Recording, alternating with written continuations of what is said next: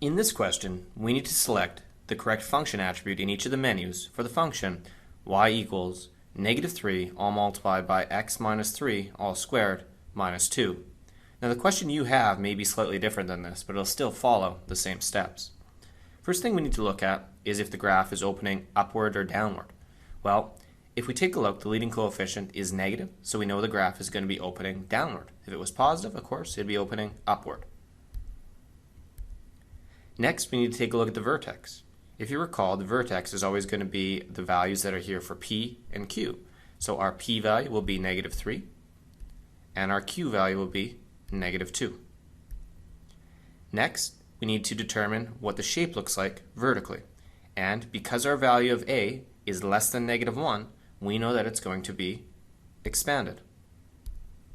Next, we need to say what that factor is. That factor is by 3.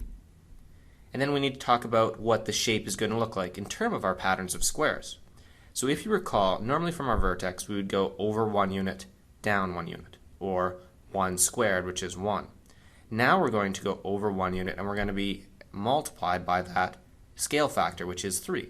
So we'll go over 1 unit and then down 3 units, like so. And then finally, if we wanted to go right 2 units, normally we would go down 4 units. But because we're doing it by a factor of 3, we'll multiply 4 by 3, which gives us down 12.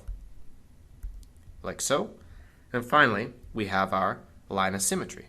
The line of symmetry is always x is equal to the x-coordinate of our vertex. So in this case, it'll be x equals -3. Now that we have completed one of these questions together, why don't you try one on your own?